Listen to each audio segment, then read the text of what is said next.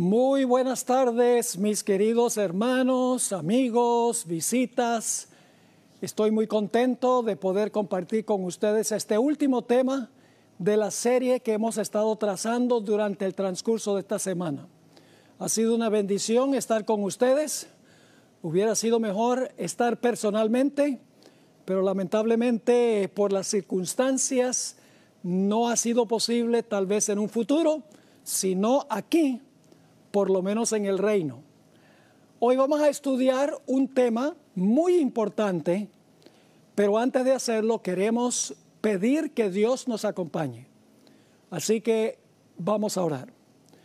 Padre Celestial, venimos ante tu augusto trono. Venimos con confianza, porque venimos en el nombre de Jesús. Y sabemos que cuando Jesús nos representa, tú oyes y respondes nuestras oraciones. Imploramos tu presencia en esta última sesión de esta serie. Abre nuestro entendimiento, abre nuestro corazón y capacítanos para permanecer firmes hasta el fin, como ha sido el lema de nuestro temario de esta semana. Gracias, Padre, por responder esta oración, porque te lo pedimos en el nombre de Jesús. Amén. Esta tarde vamos a estudiar una parábola del Señor Jesús. Esa parábola se encuentra en el Evangelio según San Lucas, el capítulo 18 y los versículos 1 al 8. Lucas 18, 1 al 8. Lo primero que voy a hacer es leer la parábola. Y voy a pedirles que por favor usen su imaginación para ubicarse en los detalles de la parábola. Es decir, como si estuvieran ustedes allí en estas circunstancias. Así que empiezo leyendo en Lucas 18:1. También le refirió Jesús una parábola sobre la necesidad de orar siempre y no desmayar, diciendo: había en una ciudad un juez que ni temía a Dios ni respetaba a hombre. Había también en aquella ciudad una viuda, la cual venía a él diciendo: hazme justicia de mi adversario. Y él no quiso por algún tiempo. Pero después de esto dijo dentro de sí: aunque ni temo a Dios ni respeto a hombre, sin embargo, porque esta viuda me es molesta, le haré justicia, no sea que viniendo de continuo me agote la paciencia. Versículo 6. Y dijo el Señor: oíd lo que dijo el juez injusto. ¿Y acaso Dios no hará justicia a sus escogidos, que claman a él día y noche? ¿Se tardará en responderles? Os digo que pronto les hará justicia. Pero cuando venga el Hijo del Hombre, ¿hallará fe en la tierra? Ahora, esta parábola es supremamente interesante e importante para los que van a vivir al final de la historia. ¿Cuáles son las lecciones que quiso enseñar Jesús con esta parábola? Son dos lecciones. Él mismo lo expresó. En el versículo 1, el Señor Jesucristo dijo que el propósito por el cual enseñó esta parábola fue para enseñarnos de que debemos orar siempre, como dijo el apóstol San Pablo, orad sin cesar, y que no debemos desmayarnos cuando no nos llega la respuesta inmediatamente. Orar siempre y no rendirnos cuando no recibimos una respuesta inmediata a nuestra oración. Ahora, la pregunta clave es: ¿para cuándo se aplica esta parábola? ¿A qué época de la historia? Bueno, no cabe duda que esta parábola es de ánimo para la gente en todas las generaciones, porque siempre ha sido cierto que debemos orar y no desmayar. Es decir, la parábola se aplica a los cristianos de todas las épocas. Pero la parábola tiene una aplicación especial, única, a aquellos que vivirán al final de la historia durante el gran tiempo de angustia. Y alguno podrá preguntar, ¿por qué, pastor? ¿Cómo sabe usted eso? Por el contexto de la parábola. La parábola aparece entre referencias a la segunda venida de Cristo. En el capítulo 17 de Lucas, inmediatamente antes de la parábola, Jesús venía diciendo, como fue en los días de Noé, así será también la venida del Hijo del Hombre. Luego dijo, como en los días de Lot, así será la venida del Hijo del Hombre. Y luego cuenta la parábola. Y la parábola termina con una referencia a la segunda venida. Termina con la pregunta, cuando venga el Hijo del Hombre, ¿hallará fe en la tierra? Es decir, que la parábola se encuentra entre referencias a la segunda venida. A esa época especialmente tiene aplicación esta parábola específicamente. Ahora vamos a mirar los elementos y los personajes de la parábola.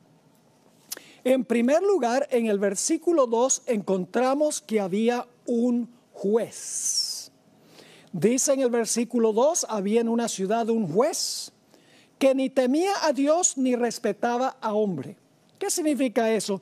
Que el juez no temía a Dios ni respetaba a hombre. Sencillamente significa que este juez era un hombre secular. No tenía ninguna inclinación religiosa.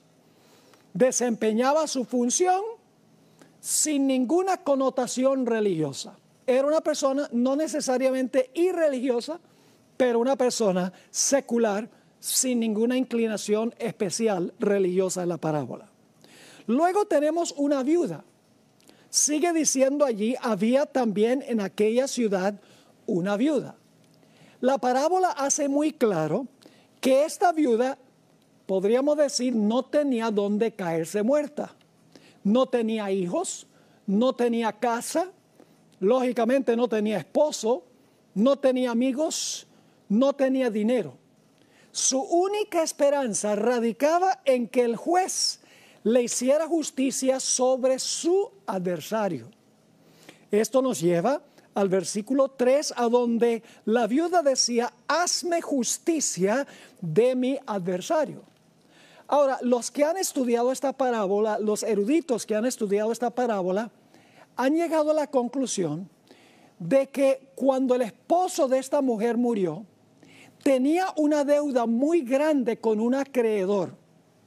Y cuando murió, como no había pagado la deuda con el acreedor, el adversario le quitó todo lo que tenía el esposo y dejó a la pobre viuda en la calle. Sin dinero, sin apoyo, sin nada. Y luego tenemos en la parábola la persistencia de la viuda, el clamor constante de la viuda. Dice en Lucas 18:3 nuevamente que la viuda decía, hazme justicia de mi adversario. El versículo 3 dice, la cual venía a él diciendo, hazme justicia de mi adversario. Ahora, noten que dice que la viuda venía a él pidiéndole que hiciese justicia sobre su adversario. Ahora, el verbo venía es un infinitivo, es decir, es un verbo que describe acciones habituales que ocurrieron en el pasado. Lo que quiere decir es que la viuda no vino una vez y se rindió, porque el verbo no dice que vino al juez, dice venía al juez, un infinitivo que significa que ella venía y venía y venía y venía hasta el punto de dejar fastidiado al juez. Esto lo vemos también en el versículo 5, a donde encontramos el fastidio del juez ante el constante clamor de la viuda. Dice el versículo 5, el juez, sin embargo, porque esta viuda me molesta, le haré justicia, no sea que viniendo de continuo me agote la paciencia. Es decir, la viuda era persistente y perseverante. No se rendía. Seguía viniendo y viniendo y viniendo al juez, hasta el punto de finalmente fastidiar al juez. Y él dice, voy a hacer lo que me pide la viuda para quitármela de encima porque ya me tiene molesto. Pero el juez no le respondió inmediatamente. Desde el primer momento que vino la viuda, en adelante, el juez demoró por un tiempo en hacerle justicia a la viuda. En Lucas 18 dice que él no quiso por algún tiempo. Es decir, hubo una demora en esta historia en el juez hacerle justicia a esa viuda. Pero la parábola nos dice que finalmente el juez le hizo justicia. Dice así, pero después de esto dijo dentro de sí el juez, aunque ni temo a Dios, ni tengo respeto a hombre, sin embargo, porque esta viuda me es molesta, le haré justicia, no sea que viniendo de continuo me agote la paciencia. Y así fue que el juez finalmente le hizo justicia a la viuda después de una larga demora. La viuda finalmente recibió lo que le pertenecía a ella. Ahora, la pregunta clave es, ¿qué representa esta parábola? ¿Qué representan o simbolizan los detalles de esta parábola? Pues no tenemos que adivinar. Saben que algunas de las parábolas de Jesús, él nunca explicó su significado. Por ejemplo, en Mateo el capítulo 13 tenemos varias parábolas que Jesús contó la parábola y nunca la explicó. Como por ejemplo, la parábola de los pescadores que salieron, reunieron peces en su red y los trajeron y los separaron en la playa. Jesús no explicó qué significaba eso. La parábola del tesoro escondido. La parábola de la perla del gran precio. Ninguna de esas parábolas las explicó Jesús. Pero lo bueno es que esta parábola de Lucas 18, 1 al 8, Jesús explicó su significado, lo que la parábola significa. La explicación comienza en el versículo 6, después de contar la parábola. Dice en el versículo 6, y dijo el Señor, oíd lo que dijo el juez injusto. Lo que quiere decir esto, Jesús está diciendo, aprende la lección de esta parábola. El versículo 7 del capítulo 18 explica el significado de los personajes de la parábola. Dice en Lucas 18 y el versículo 7, ¿y acaso Dios no hará justicia a sus escogidos que claman a Él día y noche? ¿Se tardará en responderles? Así que, ¿a quién representa el juez? A Dios. ¿A quién representa la viuda? Los escogidos. ¿A quién representa el hecho de la viuda clamar día y noche? Representa lo que van a hacer los escogidos. ¿Qué representa el hecho de que el juez le hizo justicia a la viuda? Significa que Dios finalmente le va a hacer justicia a sus escogidos. Ahora vamos a mirar un poco más detenidamente este asunto. El juez. El juez representa a Dios. Porque en la explicación Jesús dice, ¿y acaso Dios no hará justicia? El juez hizo justicia y luego Jesús dice, ¿acaso Dios entonces no va a hacer justicia también? El juez representa a Dios. Y yo sé que algunos están pensando y diciendo, pero Pastor Bor, ¿cómo es que un juez que no teme a Dios ni respeta a hombre, un juez secular que no tiene ninguna inclinación religiosa, puede representar a Dios? La respuesta es que el juez representa a Dios en una comparación a manera de contraste. Les voy a explicar cómo es este asunto. Lo que está diciendo Jesús es que si un juez secular que no teme a Dios ni respeta a hombre, contesta las plegarias de una viuda para quitársela de encima, ¿cuánto más Dios va a responder las plegarias de los escogidos porque los ama? El juez responde la plegaria de la viuda para quitársela de encima. Dios también responde la plegaria de los escogidos, pero no por quitárselos de encima, sino porque los ama. Ambos responden, pero por diferentes razones. Es decir, el juez representa a Dios. Ahora, ¿quién representa a la viuda? La viuda representa a los escogidos. Nuevamente Jesús dijo, ¿acaso Dios no hará justicia a sus escogidos?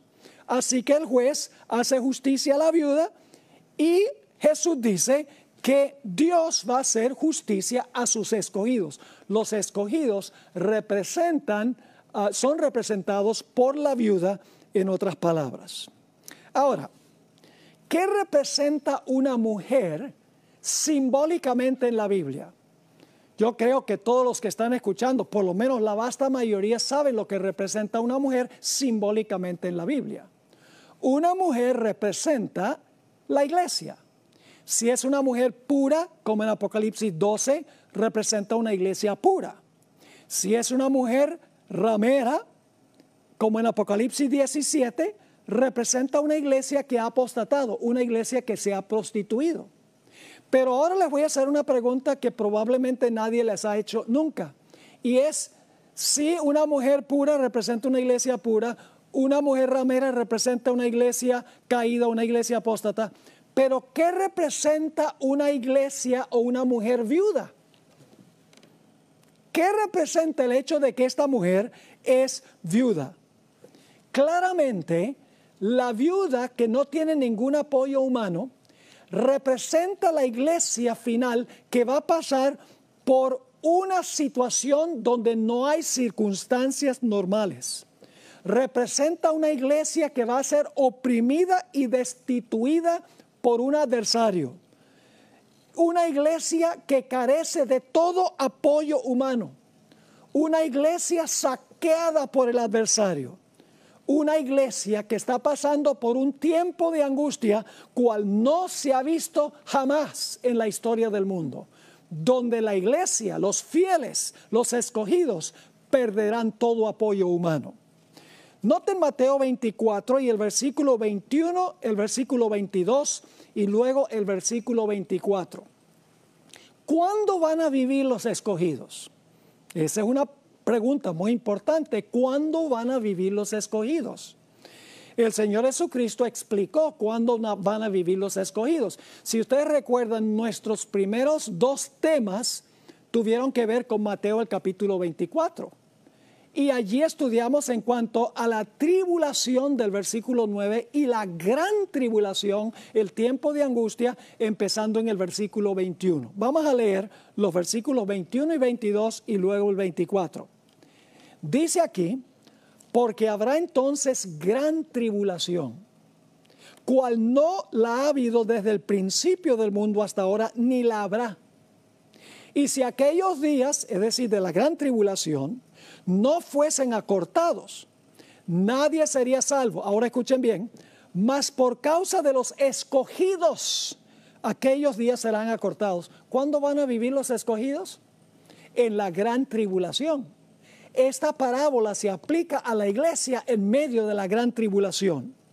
El versículo 24 dice, porque se levantarán falsos cristos y falsos profetas, y harán grandes señales y prodigios, de tal manera que engañarán, si fuere posible, aún a los mismos escogidos. Nuevamente, la palabra escogidos se refiere a aquellos que van a pasar por este tiempo de angustia final. Se van a tener que enfrentar a falsos cristos y falsos profetas que van a hacer señales, prodigios y milagros para tratar de engañar a los escogidos. La viuda representa a los escogidos, y los escogidos son aquellos fieles de la iglesia, los que no son zarandeados, los que quedan firmes hasta el fin, aquellos que van a perder todo apoyo humano, pero no perderán su confianza y su vínculo con el Señor. Ahora, ¿quién representa el adversario? ¿Quién es el adversario de la iglesia que va a saquear al remanente final y los va a dejar sin nada? Bueno, la parábola no nos dice quién es el adversario. Por eso tenemos que ir a otras partes de la Biblia para ver quién es el adversario, a donde se usa la misma palabra adversario, la palabra griega antidikon. Primera de Pedro 5:8 identifica al adversario. Aquí dice el apóstol Pedro: sed sobrios y velad, porque vuestro adversario, la misma palabra de la parábola, vuestro adversario el diablo, como león rugiente, anda alrededor buscando a quien devorar. Y en Apocalipsis 12, el dragón, Satanás, está acechando y persiguiendo a la mujer. Y la mujer tiene que huir al desierto y dejar todo atrás. Es decir, el adversario que va a saquear a los fieles, al remanente fiel, los va a dejar sin nada, sin familia, sin amigos, sin posesiones, sin casas, sin carros, sin dinero, sin libertad, inclusive en la cárcel. Es Satanás. ¿Y qué va a hacer el pueblo de Dios durante ese tiempo? Bueno, el Señor Jesucristo dice que van a clamar día y noche para que Dios los libre de su adversario. Esa palabra clamar que se usa aquí en la parábola es una palabra muy fuerte, muy intensa en el idioma griego. Por ejemplo, se usa en Hechos 8 y el versículo 7 para describir a los espíritus inmundos que clamaban a gritos cuando los apóstoles los echaban. Se usa en Lucas 9 y el versículo 38, a donde un padre clama a Jesús para que sane a su hijo endemoniado. Y es la palabra que se usa en Mateo 27, 46, a donde Jesús clama a gran voz: Dios mío, ¿por qué me has desamparado? Es decir, el clamor de los escogidos durante ese tiempo será un clamor intenso, a voz en cuello, rogándole a Dios que los libre de su adversario, que los ha saqueado y los ha dejado sin nada. Pero va a haber una demora, porque la parábola dice que van a clamar a Dios día y noche. Quiere decir que va a haber una demora en Dios responder a las plegarias de los escogidos. La parábola termina con una pregunta diciendo: ¿aun cuando Dios se demore en responderles? Esa es una forma de traducir esta parte de la parábola, que es: ¿aun cuando Dios se demore en responderles? Me gusta más la traducción que aparece en otras versiones. Por ejemplo, la Biblia de Jerusalén traduce así: ¿y acaso Dios no hará justicia a sus escogidos, que claman a Él día y noche, aun cuando se demore en ayudarlos? La versión de Weymouth traduce así: ¿y acaso Dios no hará justicia a sus escogidos, que claman a Él día y noche, aun cuando se demore en hacerles justicia? Claramente va a haber una demora. El gran comentarista presbiteriano Albert Barnes escribió lo siguiente en cuanto a la demora. Leo: aun cuando el Señor se demora largo tiempo en vengarlos y prueba al máximo su paciencia, al fin los vengará. Prueba la fe de ellos, les permite que sufran persecuciones y pruebas por largo tiempo, hasta que parezca que Dios no se interpondrá. No obstante, Él lo hará y los librará. Así que hemos visto que el juez representa a Dios. La viuda representa a los escogidos que van a pasar por el tiempo de angustia final. El adversario que va a saquear a los fieles representa a Satanás. El clamor de la viuda es el clamor de los que van a pasar por la gran tribulación, el tiempo de angustia final, cual no se ha visto en la historia del mundo. La demora representa el hecho de que en el tiempo de angustia Dios no va a librar a su pueblo inmediatamente. Y claro, esto nos lleva a preguntar: si Dios ama a su pueblo, ¿por qué es que Dios no responde sus plegarias inmediatamente y los libra para que no tengan que pasar por la gran tribulación? Hay dos razones. La primera razón tiene que ver con la formación de su carácter. Dios quiere desconectar a los escogidos de todo aquello sobre lo cual dependen en este mundo. Sucede como Enoc. Enoc caminó con Dios, dice la Biblia. Llegó a caminar tan cerca de Dios, tan estrechamente con Dios, se amistó tanto con Dios, que finalmente nada de lo que tenía en este mundo le importaba. Claro, le importaba alcanzar las almas para Jesús, dándoles buen ejemplo y enseñándoles palabras, pero materialmente Enoc ya no estaba conectado con este mundo y por lo tanto Dios le dijo a Enoc, Enoc, ya tú no tienes nada que hacer ahí en ese planeta, porque aunque tu cuerpo está allá, tu corazón está acá. Ven, te voy a llevar acá para que sigamos caminando por la eternidad sobre la calle de la Nueva Jerusalén. Esa será la generación final. Dios, a través de esta tribulación, quiere desconectar a su pueblo de todo aquello sobre lo cual dependen aquí, que aprendan a depender completamente del Señor, que su carácter sea refinado en el fuego. Noten lo que dice Job 23 y el versículo 10. Job 23 y el versículo 10. En unos momentos vamos a hablar un poco más del libro de Job. Pero Job entendió por qué él pasó por su gran tribulación. En Job 23, versículo 10, Job dijo, mas él, Dios, conoce mi camino. Me probará y saldré como oro. Job dice, yo paso por esta prueba, que es un horno, y cuando haya pasado por la prueba, saldré como oro puro, sin escoria.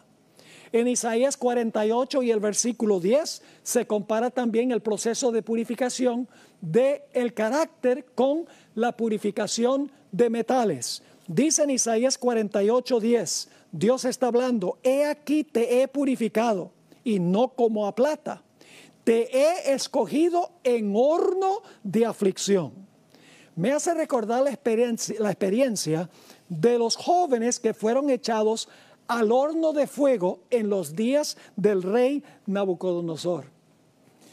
Tendrían que ejercer una fe extraordinaria para estar dispuestos de ser echados en un horno calentado 7 veces más que lo que se solía hacer. Tenían que tener una fe extraordinaria, una confianza en Dios que era más poderosa que la vida misma.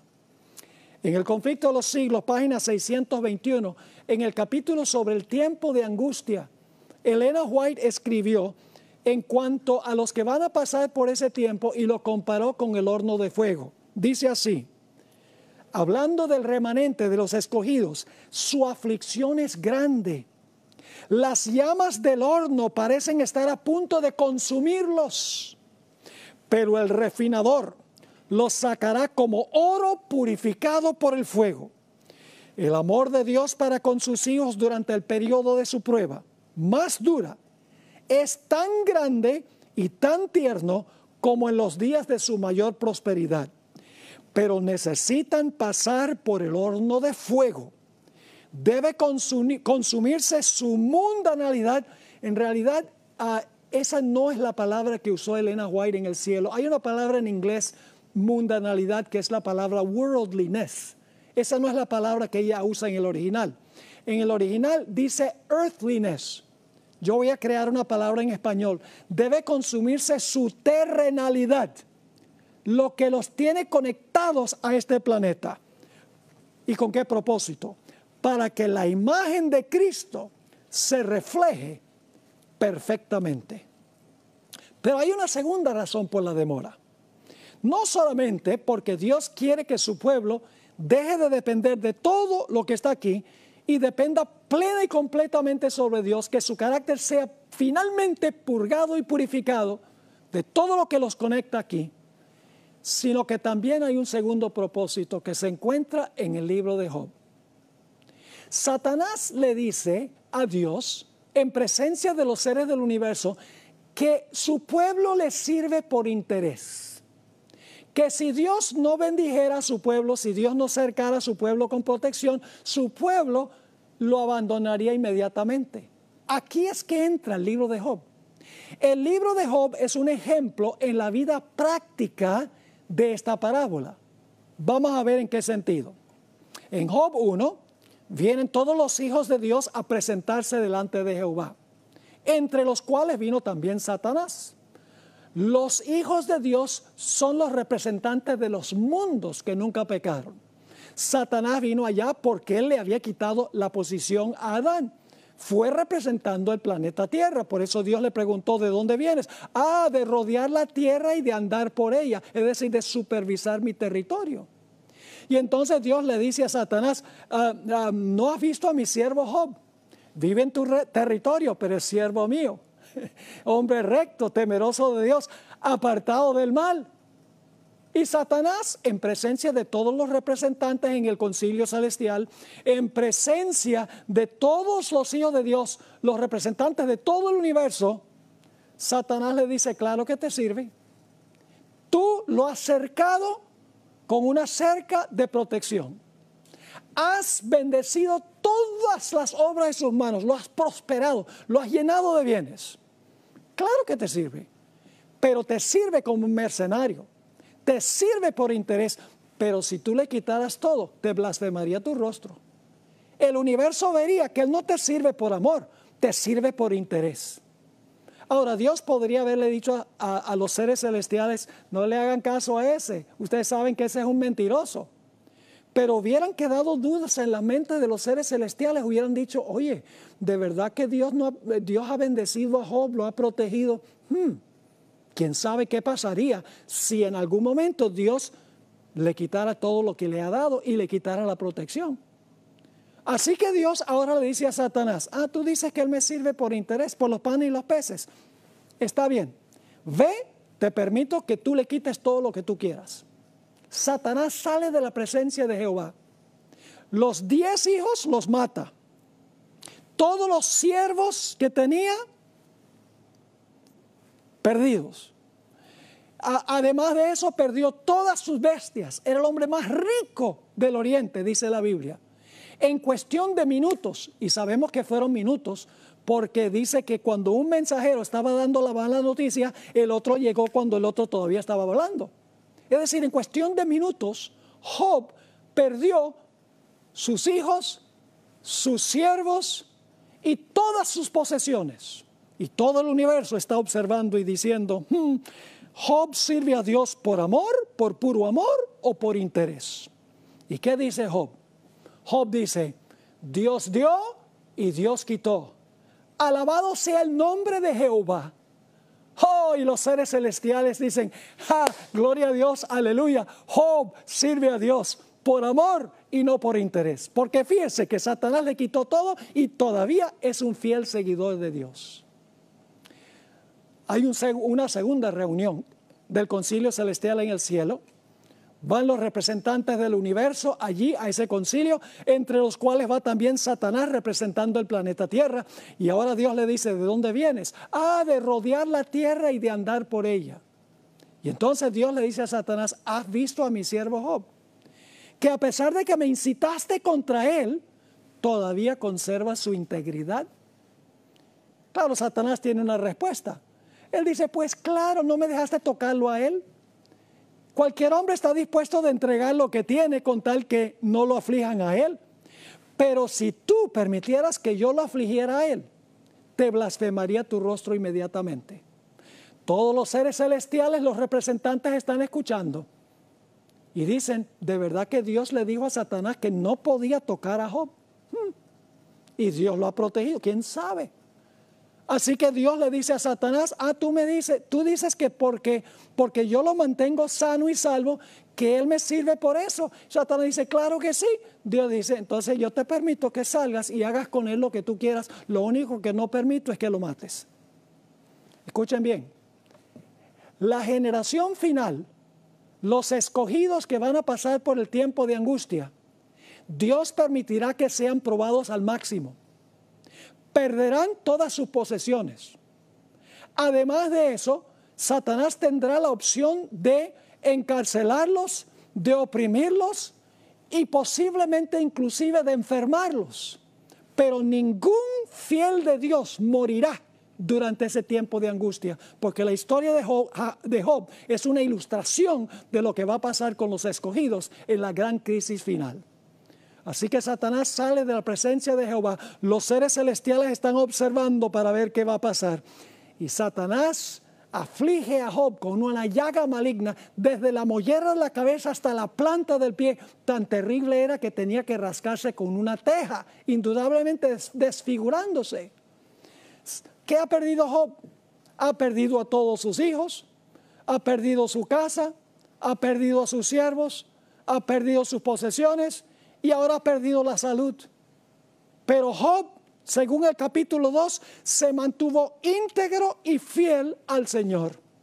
Los seres celestiales dijeron: gloria a Dios, Job sirve a Dios por puro amor. Y ahora la esposa de Job lo va a desamparar. La esposa le dice: ¿aún conservas tu integridad, Job, cuando Dios te está haciendo esto? Maldice a Dios y muérete. Ha perdido el apoyo de su esposa. Y luego entonces llegan sus 3 amigos predilectos para consolarlo. Y la Biblia dice que empiezan a acusar a Job diciéndole: te está pasando porque eres un grandísimo pecador. ¿Qué ha perdido Job? Ha perdido a sus hijos, ha perdido su casa, ha perdido sus siervos, ha perdido sus posesiones, ha perdido su salud, ha perdido el apoyo de su esposa, ha perdido el apoyo de sus amigos. Y si ustedes miran el resto del libro, van a encontrar que aparentemente Dios también ha desamparado a Job. Porque desde el capítulo 3 hasta el capítulo 38 de Job, Job está clamando a Dios para que Dios le explique por qué está pasando esto, porque esto es absurdo. No tiene significado, no tiene explicación de por qué Dios lo prosperó y lo bendijo y ahora Dios retiró su protección y le está pasando todo esto. Job no entiende. Y si ustedes leen el capítulo 3 hasta el capítulo 38, Job, como la viuda, está clamando a voz en cuello: Dios, por favor, dame una explicación. Yo sé que si yo pudiera ir allá al cielo, a tu trono, y presentar mi caso, tú entenderías mi punto de vista y tú me vindicarías. ¿Por qué está pasando esto? No lo entiendo. ¿Por qué mi mejor amigo me está tratando así? ¿Y cuál es la respuesta de Dios? La respuesta de Dios es un rotundo silencio, una demora. ¿Saben ustedes, mis hermanos y hermanas, que Dios puede responder nuestras oraciones en 3 diferentes formas? Ustedes dicen: ¿cómo que 3? Sí, Dios puede contestar sí, Dios puede contestar no, o Dios puede contestar espérate. Esa es la contestación que no nos gusta a nosotros, que Dios nos haga esperar. Pero Dios hizo que Job esperara un largo tiempo. Como con la viuda, él está clamando a Dios porque ha perdido todo lo que tiene, todo apoyo, lo ha perdido. No entiende lo que está pasando. Pero Job dice: aunque me matare, aún en él confiaré. ¿Por qué razón entonces es que Dios va a permitir que sus fieles pasen por el tiempo de angustia final? Porque Satanás va a usar la misma acusación contra la generación final que usó contra Job. Job es un tipo o una ilustración de toda una generación de santos al final de la historia. Satanás dice que los fieles de Dios sirven a Dios por interés, porque Dios los bendice, porque Dios los protege, porque Dios pone una cerca, una valla de protección alrededor de ellos. Al final, Satanás va a usar el mismo argumento y todo el universo va a estar observando lo que está pasando en este planeta. Dios va a demostrar que los que pasen por el tiempo de angustia final, ellos van a ser fieles a Dios, aunque pierdan la vida, aunque no la van a perder. Van a decir como Job: aunque me matare, aún en él confiaré. Van a decir: yo sé que mi Redentor vive, aun cuando no lo puedo sentir en este momento.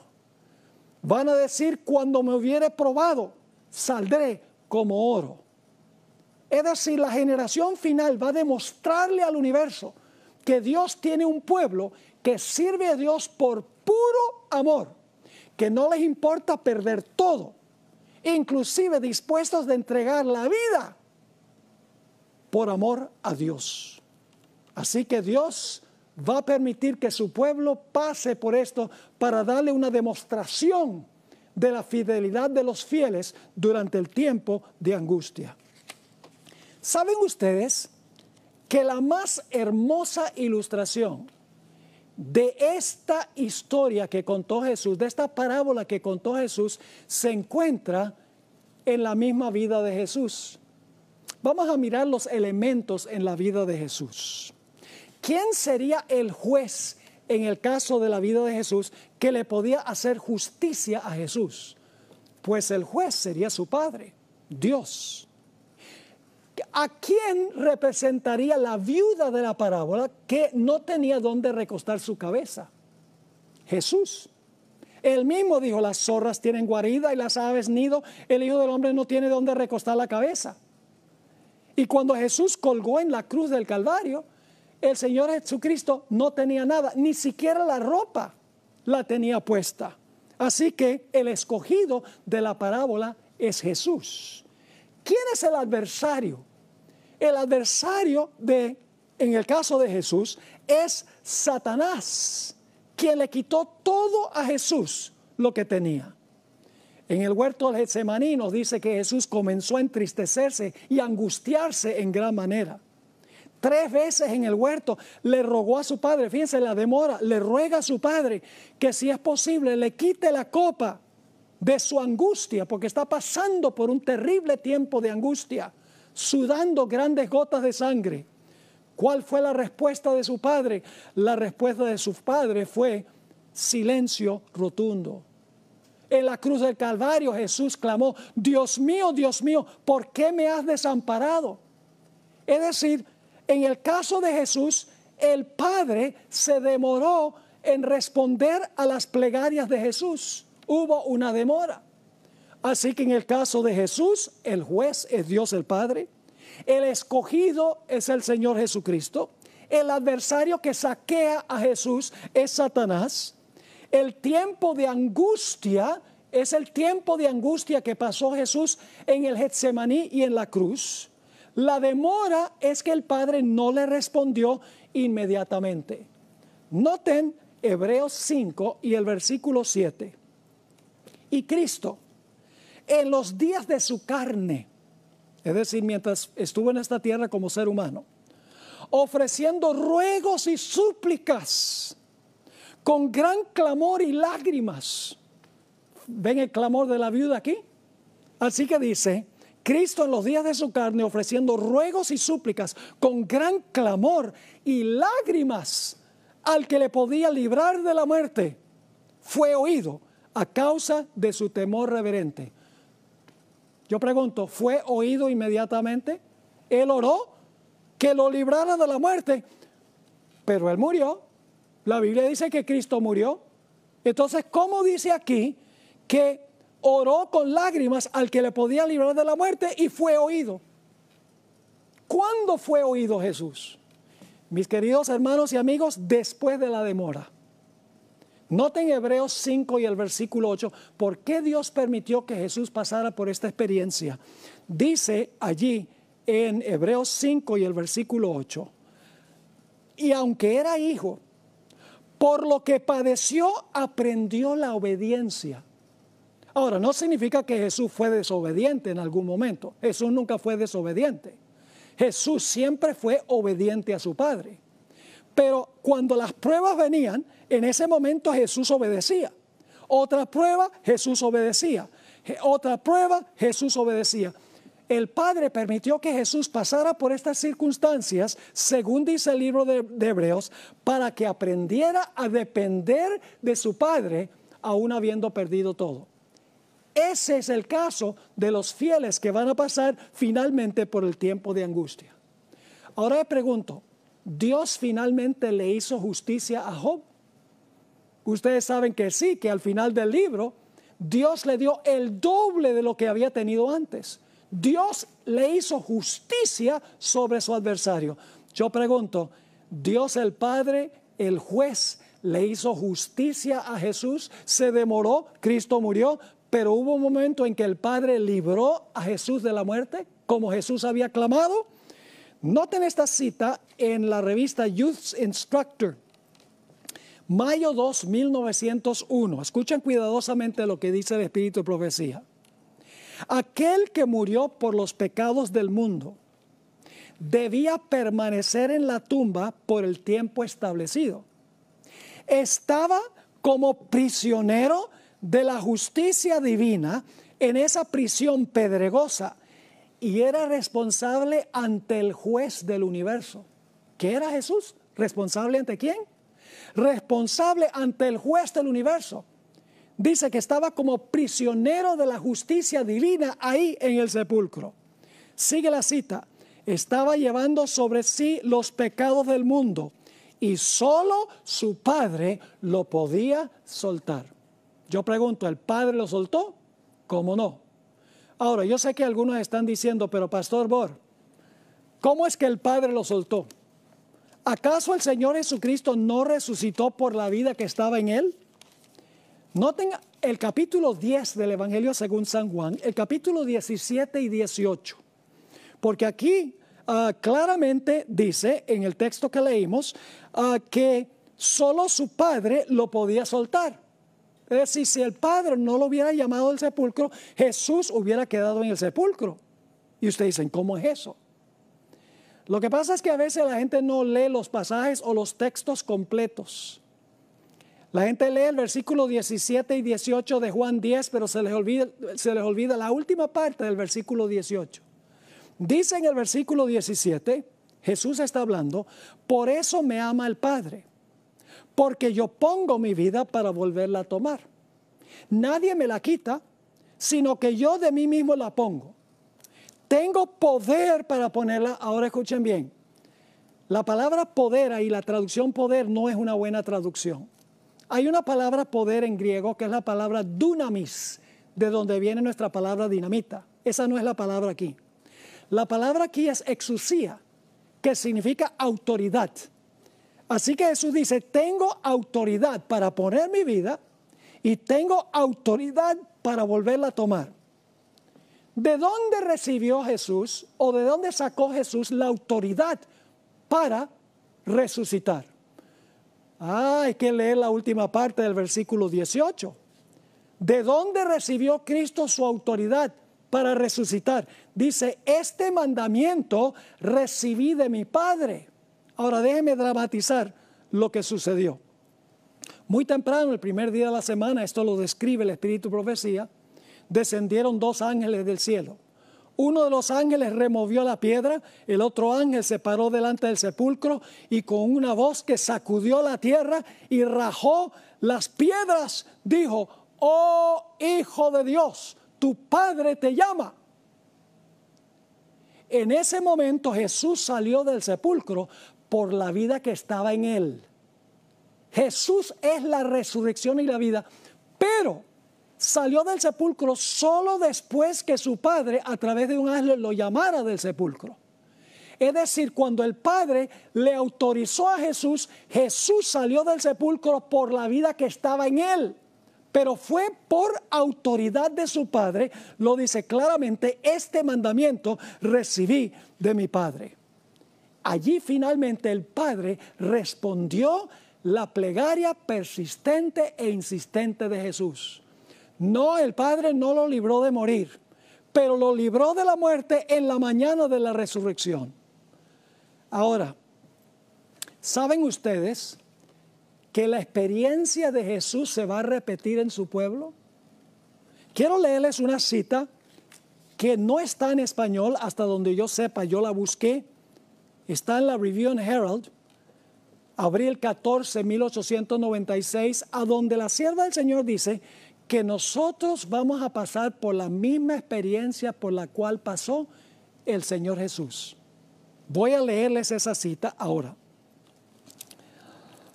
Las fuerzas de las tinieblas se unirán con agentes humanos. ¿Quiénes son las fuerzas de las tinieblas?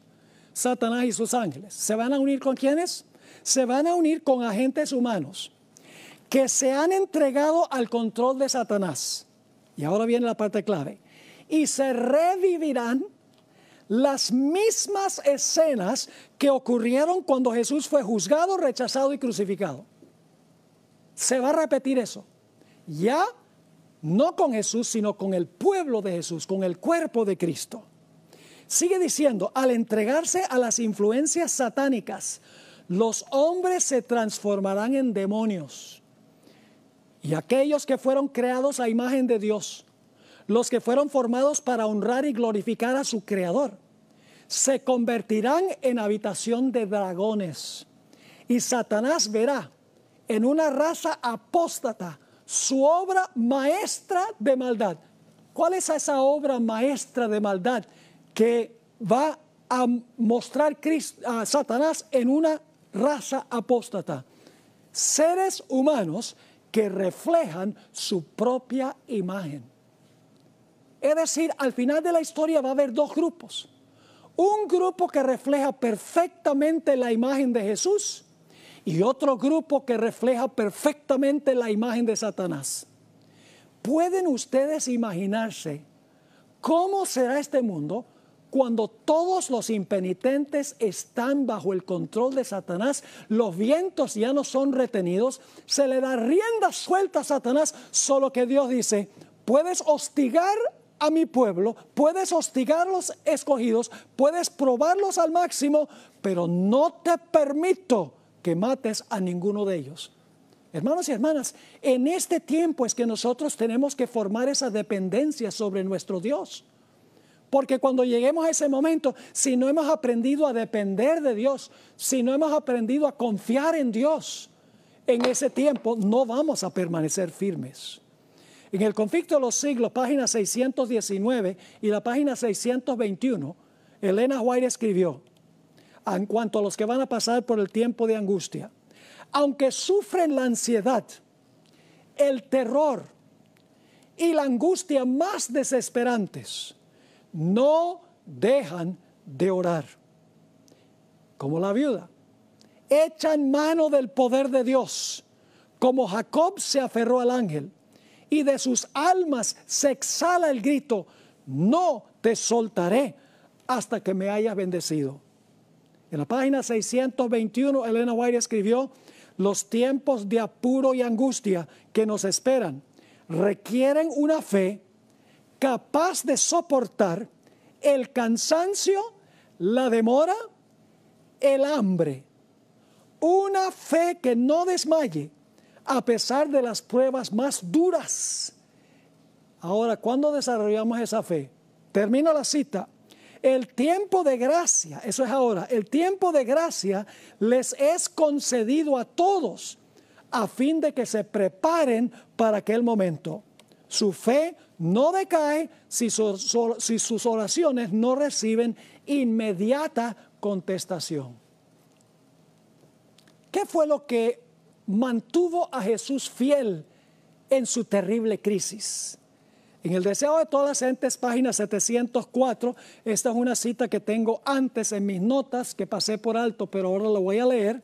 Deseo de todas las gentes, página 704, Elena White escribió en cuanto a qué fue lo que sostuvo a Jesús en su crisis. Dice lo siguiente, entre las terribles tinieblas, aparentemente abandonado de Dios, fíjese, aparentemente abandonado de Dios, Cristo había vaciado las últimas heces de la copa de la desgracia humana. En esas horrorosas horas había confiado en la evidencia que antes recibiera de que era aceptado de su Padre. Conocía el carácter de su Padre, comprendía su justicia, su misericordia y su gran amor. Y mientras sumiso se confiaba a Dios, desapareció la sensación de haber perdido el favor de su Padre.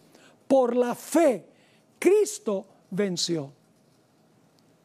Este tiempo de gracia nos es concedido para aprender a depender sobre nuestro Dios. A veces, hermanos y hermanas, nosotros dependemos sobre nuestras emociones, sobre nuestros sentimientos, nuestro sentir. Si nosotros dependemos sobre nuestras emociones y cómo nos sentimos durante ese tiempo, vamos a fracasar. Porque no vamos a sentir la presencia de Dios. Vamos a saber que está presente por fe, pero no porque lo sentimos. Nos guiamos demasiado, hermanos y hermanas, por la forma en que nosotros nos sentimos. Si nos sentimos mal, renegamos de Dios y ¿por qué me está pasando esto? Si las cosas van bien, ¡ay, Dios es tan bueno! Mire cómo Dios me bendice. Pero no debemos depender sobre nuestras emociones, porque va a venir el momento en que nuestras emociones nos van a decir que Dios nos abandonó. Todas las circunstancias van a indicar de que Dios no está presente con nosotros. Porque el remanente final lo perderá todo. Por eso tenemos que dejar de ser materialistas. No podemos ser como la esposa de Lot, que estaba enamorada de todo lo que tenía en Sodoma y miró hacia atrás y se convirtió en una columna de sal. Nosotros, hermanos y hermanas, no podemos caer en esa trampa. Nuestro hogar está en el cielo. Nuestra vivienda está en el cielo. Las bendiciones de Dios están para nosotros en el cielo, pero tenemos que pasar por un tiempo de angustia cual nunca se ha visto y tendremos que depender sola y exclusivamente sobre Dios y no sobre nada más. Así que mis queridos hermanos y hermanas, apreciadas visitas, aquellas personas que nos acompañan, hemos llegado ahora al fin de esta serie de temas que he presentado durante esta semana. Es mi oración que nosotros podamos vivir de acuerdo al lema que nosotros hemos adoptado para esta serie de conferencias. Firmes hasta el fin. Que nada ni nadie pueda separarnos del amor de Dios que es en Cristo Jesús, nuestro Salvador. Es mi oración que aprendamos no a depender sobre lo que tenemos, sobre nuestras emociones, sobre la forma que nos sentimos, sino que aprendamos a depender única y exclusivamente sobre Jesús y que aun cuando no sintamos su presencia, por fe sepamos que Él está allí, nos está acompañando, aún en valle de sombra de muerte, está con nosotros y no temeremos mal alguno porque Él estará con nosotros hasta el fin. Esa es mi oración para cada uno de los que han sintonizado esta serie esta semana.